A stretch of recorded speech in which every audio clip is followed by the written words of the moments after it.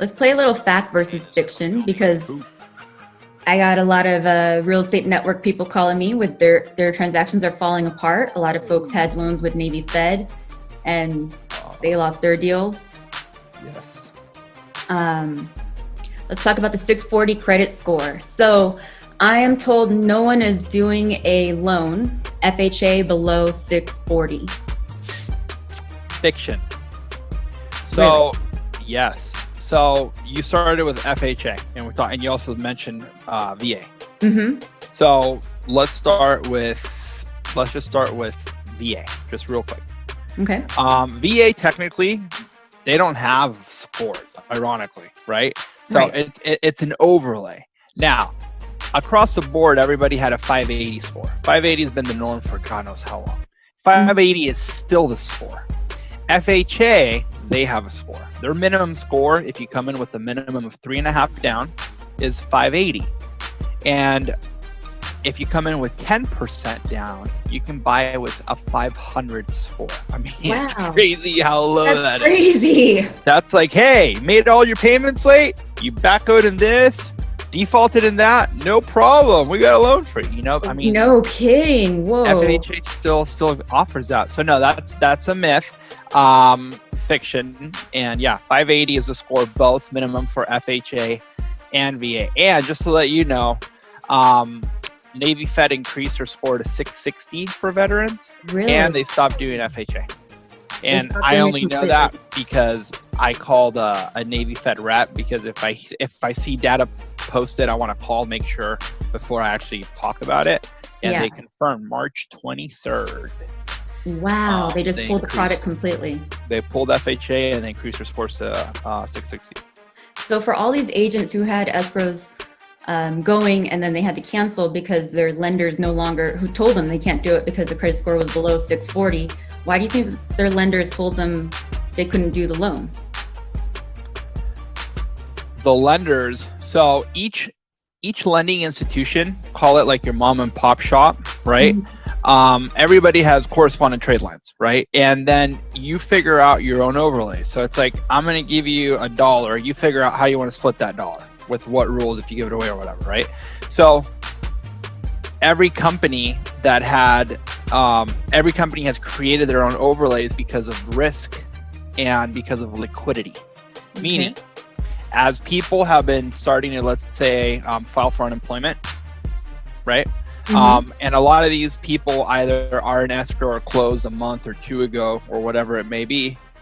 If these smaller companies are selling their loans maybe to like Wells Fargo or Chase or Flagstar or Plaza or United Wholesale Mortgage or whatever it may be, they have service agreements that say if the client defaults, you're buying back the loan.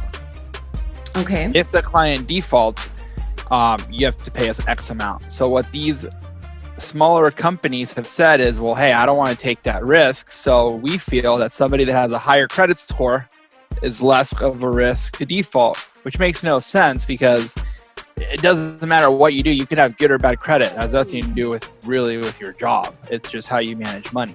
Right. But yeah, all these companies started creating these overlays because they access their money from different trade lines. Now, we're a direct agency. So the company that I work with, Cross Country Mortgage, and there's plenty of other companies that are same, but we underwrite specifically to Fannie, Freddie, and Ginnie. So we follow their overlays and we have zero problems, zero anything. So if FHA says, okay, United States of America, today the credit score minimum is going to be 600, then we abide by that. Right. Right? That's it. Otherwise, it's not changing. And all these other companies are changing it because of liquidity issues that they have within their own companies, and they don't want to take on the risk of doing loans for clients with lower scores. The bad thing, too, is a lot of the people that were already in transition in escrow, Yeah. they had to cancel the escrows, like what you just said, but they weren't giving the right information, right? They're saying, hey, we can't do the loan. And they should have said, because our company changed the guidelines, let me call one of my competitor lenders, because I know of a gazillion of them, and let me see who can help you. That would have been the right thing to do. Instead, Exactly. they're telling the realtor, hey, your loan's done, client doesn't qualify, sorry. And then the realtor saying, hey, sorry, can't deliver on this transaction, we're canceling because the program ended, when that's not true.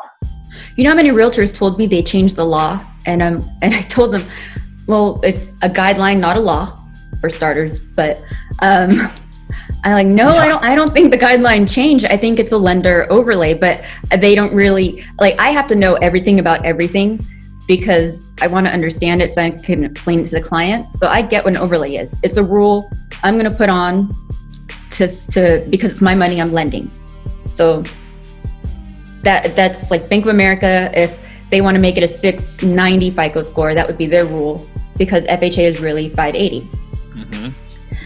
And I think that's super sad. And I think it's also very sad that the realtors didn't reach out to other lenders to try and find another way to save the deal for the clients.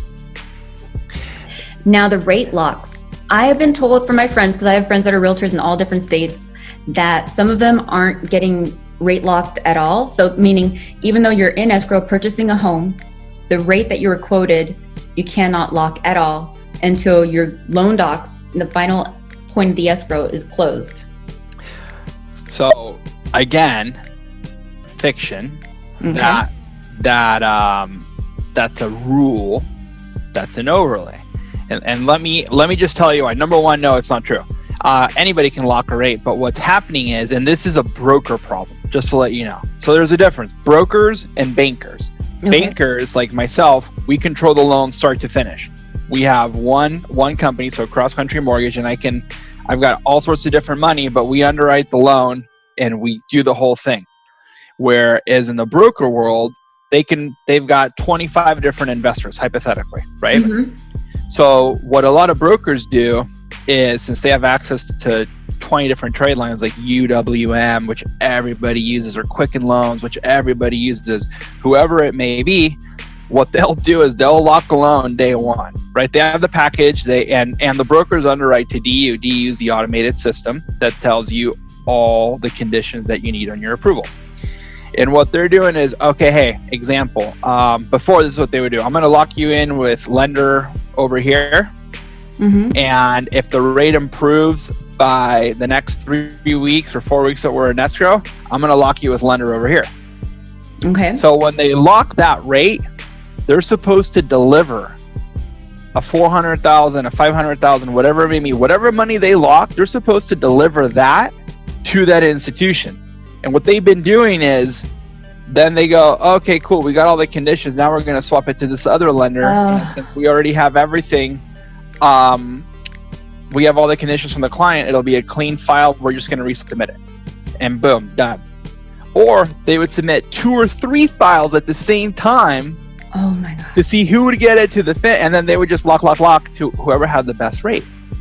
Oh. And what's happening is people are freezing that money. So you're committing, right? If I have $1 million trade line, hypothetically, Mm-hmm. and I do 10 loans at 100,000, and I lock all 10 loans out of 100,000, guess what? I'm out of money.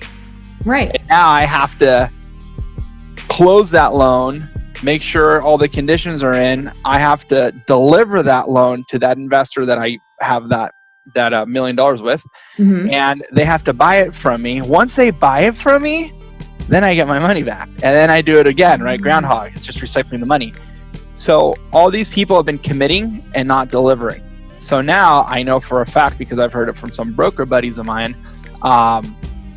the companies now are saying, hey, guess what? You can't lock till you're CTC. Like, all conditions in, everything satisfied, now you can lock. Wow. Clear to And close. Clear to close. And that's the broker channel. So I'm the banking channel, which we don't do that, right? We lock you in as soon as we have an accepted purchase contract, I can lock you in that day. And that's generally what we do. We take advantage and we don't roll the dice, because in this market, literally the rate can go up 0.5%, down 0.5% every day, which is really weird because usually there's patterns and it's Right. slow or whatever. And nowadays, in the last, let's just say the last 45 days, it's been very fickle, where nothing really correlates per se. So Right. the rates only really drop when the big boy Fed steps in and says, today I'm buying a couple billion. Cool. Everybody takes their hands off the computer and just watches the rates drop, boom. And then when they don't do that, rates go back up. So anyways, there's really no correlation. Usually we follow the 10-year treasury yields, which lower our rates. When the treasury yield drops, rates get lower, but it hasn't been correlating. But anyways, yeah, fact or fiction. Sorry, I got off a tangent. Rate locks. Yes, no, it's okay. I love it. You can lock a loan, but people are saying, people are not saying the truth. Okay. Debt to income. So debt to income ratio is how much debt versus how much income you have. I always like to draw the little pie chart with a circle and say it should be 50-50 is for easy math, you know? So some lenders are telling their clients that, oh, even though 50% of your income could have been used, or we could have taken up 50% for your debt, we now have to cut that back to 45 or 40. So